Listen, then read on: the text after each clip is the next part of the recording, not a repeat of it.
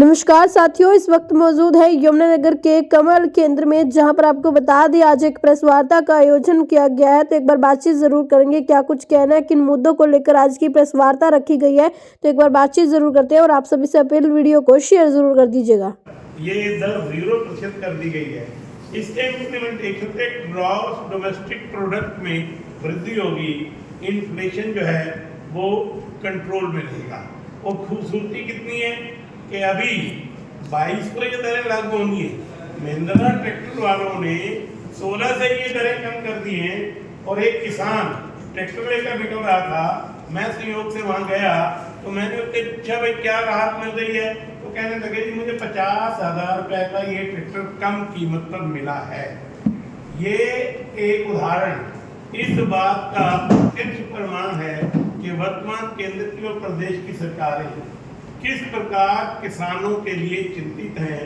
बच्चों की किताबें, कापियां, इस पर जीरो करना, हम बच्चों के लिए किस प्रकार चिंतित हैं। और लाइफ ड्रग्स पर, लाइफ सेविंग ड्रग्स, उस पर जीरो करना, जिसमें कैंसर की दवाइयाँ हैं, अन्य दवाइयाँ हैं। निश्चित रूप से समाज के अधिकतर लोगों को, और मैं अधिकतर की बजाय सब लोगों को शब्द प्रयोग करूंगा, इस बात पर मैं स्ट्रेस करना चाहूंगा कि इस जीएसटी रिफॉर्म से लाभ होने वाला है। ऑटो सेक्टर, छोटी कारें सस्ती हो जाएंगी। टायर और स्पेयर पार्ट्स हमने 28 से 18% कर दिया। Capital goods, TV, fridge, AC 28 से 18%।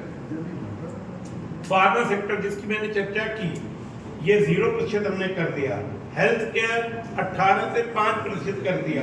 इंश्योरेंस हमने 0% कर दिया।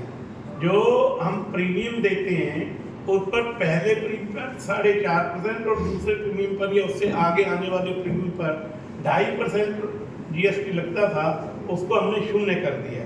इसी तरह ट्रैक्टर, टायर्स, पेस्टिसाइड्स ये हमने 5% पर ले आए हैं। घरेलू सामान 18 से 5% कर दिया है। और निश्चित रूप से एक बहुत बड़ा क्रांतिकारी परिवर्तन वर्तमान केंद्रीय सरकार ने किया है।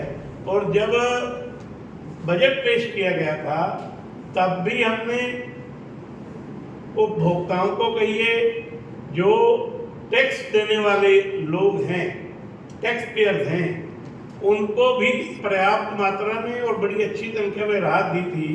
12 लाख तक की जिनकी कमाई है उनके ऊपर टैक्स रेट 0 हमने कर दिया था।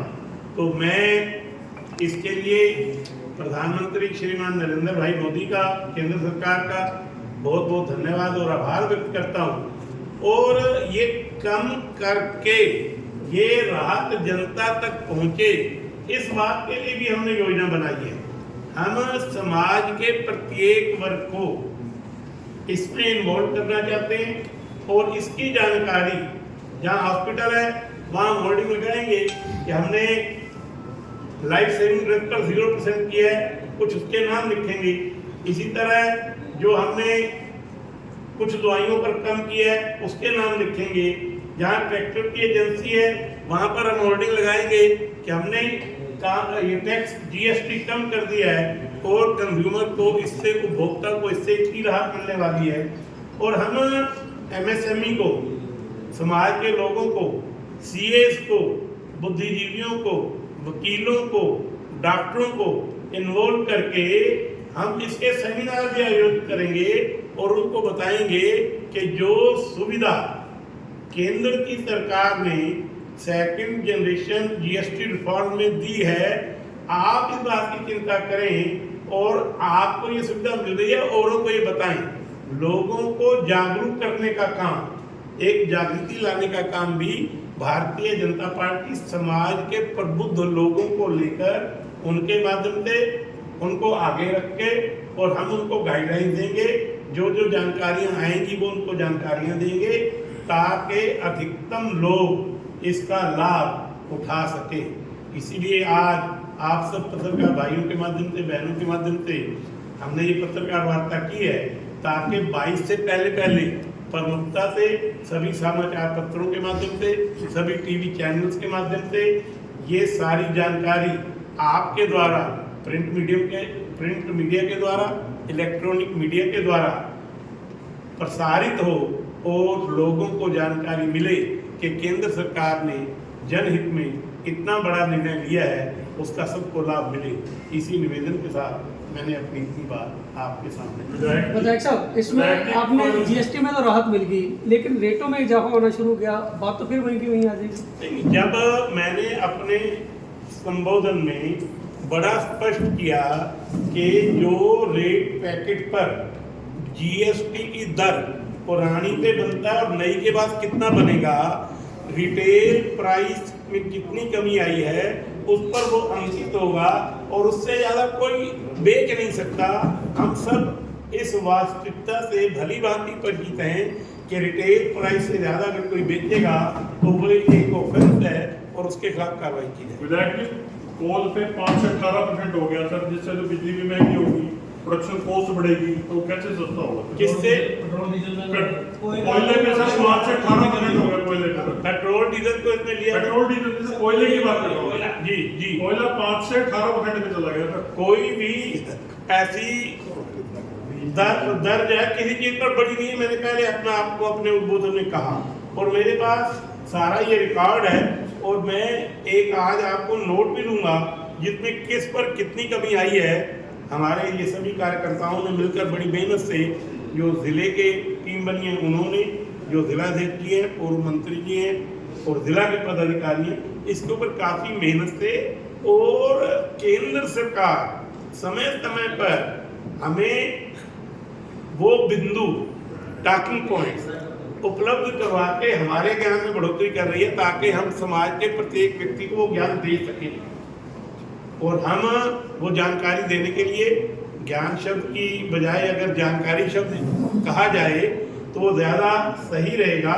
वो देने के लिए हम कार्यक्रम करेंगे और अपने पार्टी के कार्यकर्ताओं के माध्यम से, समाज के प्रबुद्ध लोगों के माध्यम से, बुद्धिजीवियों के माध्यम से समाज के प्रत्येक व्यक्ति तक संपर्क करके उनको ये जानकारी देकर ताकि जीएसटी रिफॉर्म्स जो हैं उसका लाभ उपभोक्ता तक पहुंचे।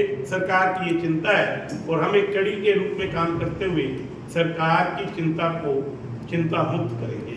सर, जब जीएसटी लागू किया गया था उस और एक स्वाभाविक और नियमित प्रक्रिया है कि कुछ न कुछ रेट हर साल बढ़ते हैं, वो रेट भी ना बढ़े इस बात की भी चिंता की है।